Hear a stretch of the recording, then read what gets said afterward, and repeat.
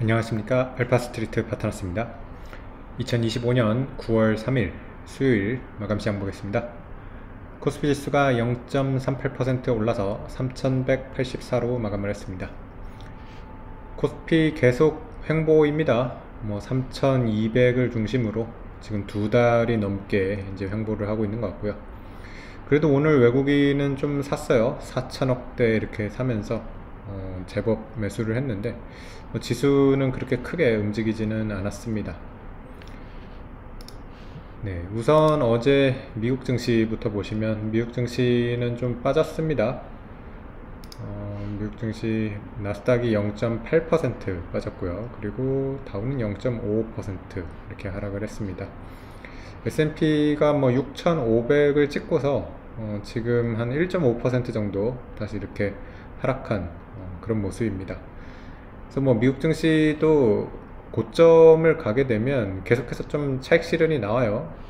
어제 같은 경우도 보면 엔비디아라던가 이런 지금 좀 많이 올랐던 주식들이 차익 실현이 많이 나왔거든요.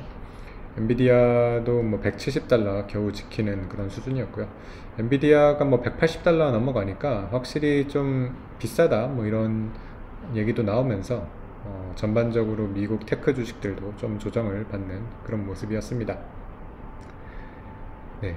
그리고 이게 사실 지금 조금 시장이 불안해진 이유가 유럽 쪽 국채 금리가 조금 높아요. 네. 그래서 사실 프랑스 쪽에서 약간 이거 위기 아닌가 이런 얘기도 나오는데 지금 프랑스 10년물 국채를 보면 이 지금 3.6 정도가 계속 고점이었는데 이때 2023년 10월에도 한번 갔었고요.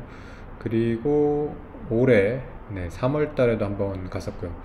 네, 그리고 이게 세 번째 지금 또 고점을 왔습니다. 그래서 3.6% 요거를 만약에 크게 이렇게 넘어가게 되면 상당히 지금 높게 이렇게 올라가는 거거든요. 그만큼 지금 프랑스 국채에 대해서도 좀 불안한 그런 모습이 있고요. 그리고 영국 국채 같은 경우는 예전에 이제 그 리즈 트러스 총리 때도 그랬고 계속해서 좀 불안하거든요. 이때 굉장히 많이 이렇게 튀고 나가지고 좀처럼 못 내려옵니다. 그래서 영국 10년물 같은 경우는 거의 5% 가깝게 이렇게 있는 그런 모습이라서 유럽 쪽이 지금 국채가 상당히 지금 수요가 없다는 게 느껴집니다. 이거는 그만큼 지금 돈을 많이 풀어서 그런 걸 수도 있거든요. 그래서 확실히 이런 거가 돈 풀기에 대한 이런 부작용이 아닌가 그런 얘기도 나오고 있습니다. 사실 이건 미국도 어느 정도 좀 해당되는 말이죠. 그래서 미국 같은 경우도 지금 보면 계속해서 트럼프도 감세 정책 이런 걸 하다 보니까 돈 풀기가 계속되고 있는데 미국 10년물도 쉽게 안 내려옵니다. 그래서 지금 보면 4.2%대 거의 4.3% 이렇게 되는데 경기 침체나 이런 거를 사실을 생각을 하면 좀 채권금리가 더 많이 내려와도 되거든요. 근데 채권금리가 쉽게 내려오지 않는 이유가 확실히 이런 지금 좀 돈 풀기에 대한 그런 경계감이 계속해서 있는 것 같습니다. 그러다 보니까 지금 좋은 자산은 오히려 금이에요. 금이 계속해서 좀 사상 최고가를 뚫고 있고요. 3,600달러도 넘어갔습니다. 그래서 금 같은 경우가 그나마 조금 지금 피난처가 되고 있는데 근데 금도 진짜 많이 올랐거든요. 3년 동안 지금 달러 기준으로 금 보면 110% 상승입니다. 그래서 이거는 참 그만큼 달러가 타락했다고 해야 될지 금이 이렇게 많이 오를 수가 있습니다. 그래서 좀 이런 것들이 지금 채권 시장의 이런 불안감들이 주식 시장을 계속 랠리를 하게는 좀 놔두지는 않는 것 같고요. 계속해서 좀 불안한 그런 모습은 보이고 있습니다. 근데 또 괜찮은 소식도 있었던 게 어제 이제 장 끝나고 나서 알파벳 같은 경우 이제 6% 넘게 이렇게 상승을 했는데 크롬을 팔지 않아도 될 것 같습니다. 이게 대법원에서 구글 이거 반독점 이거 소송이 있었는데 보면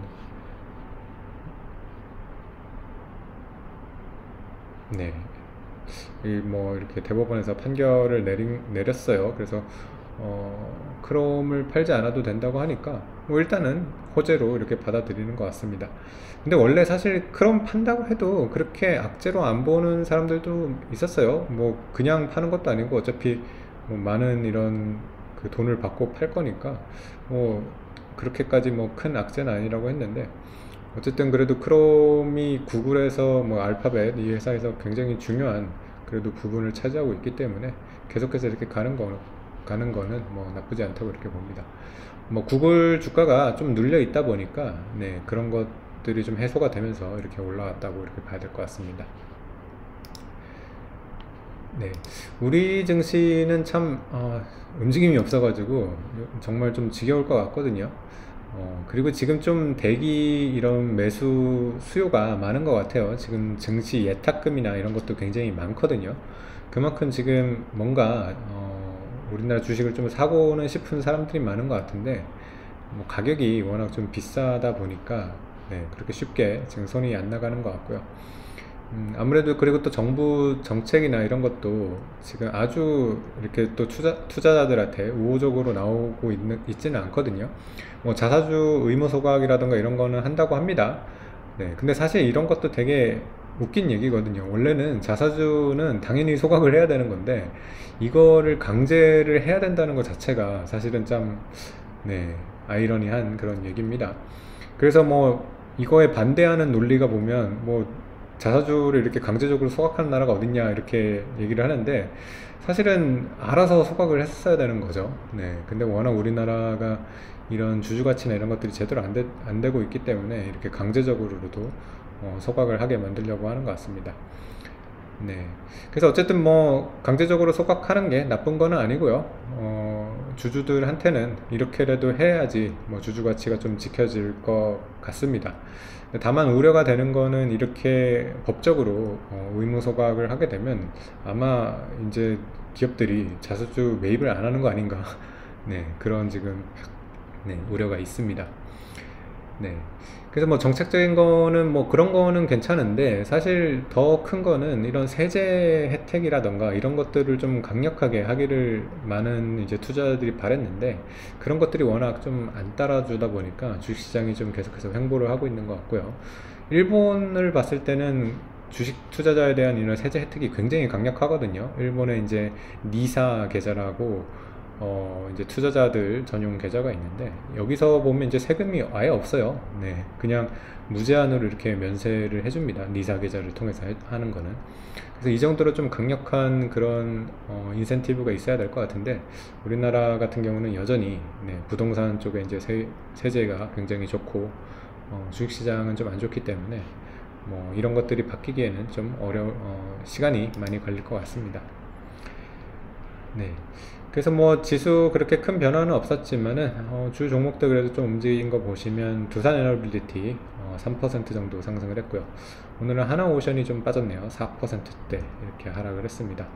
근데 크게 방향성이 없어가지고 뭐 이렇게 하루 오르고 내리고 하는 거에 그렇게 큰 의미는 없는 것 같습니다. 하나오션 같은 경우도 뭐 12만원대까지는 이렇게 올라왔는데 여기서는 이제 또 가격 부담 느끼면서 다시 좀 횡보를 하는 그런 모습이고요. 두산 에너빌리티 같은 경우도 저번에 이제 7만원대 한번 찍고서 네, 뭐 계속해서 지금 횡보라고 이렇게 봐야 될 것 같습니다. 보면 한 6월 달부터 계속 횡보예요. 네. 그래서 이런 지금 뭐 원자력이라던가 조선, 방산 이런 쪽이 많이 올라왔는데, 그만큼 이제 실적도 올라오고 거기서 이제 그 실적을 바탕으로 이제 배당이라던가 자사주 소각 이런 것들이 얼마나 나오는지를 좀 봐야 될 것 같아요. 사실 지금 시가총액으로 봤을 때는 정말 많이 해야 될 것 같거든요. 하나에어로스페이스를 보시면 시총 거의 50조 가까이 되다 보니까 나중에 이제 이게 성장성이 어느 정도 꺾이고 이제 좀 배당주나 이런 주주 환원 쪽으로 가게 된다 그러면 뭐 EPS 기준으로 한 10배 이런 식으로 잡으면 사실 9만원, 10만원 나와야 되거든요.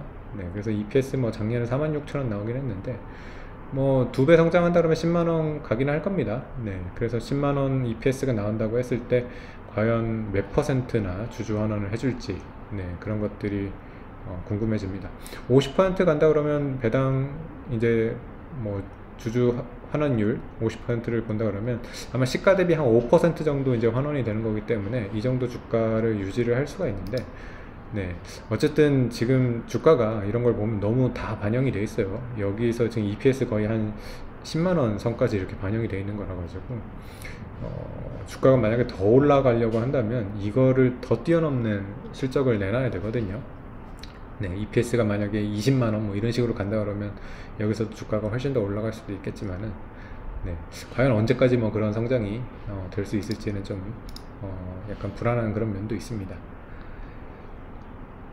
네, 그래서 뭐 우리나라 지금 대표 주식들이 워낙 뭐 조선, 방산, 네, 원자력 이런 쪽이다 보니까 그쪽에만 너무 이제 관심이 쏠려 있는데, 사실 그런 주식보다는 좀 꾸준히 올라가는 지금 종목들은 뭐 금융이라던가 이런 쪽은 좀 실적이랑 같이 가는 그런 종목이라서 그런 데가 이제 좀 쉬어갈 때 매수를 하는 것도 나쁘지 않을 것 같습니다.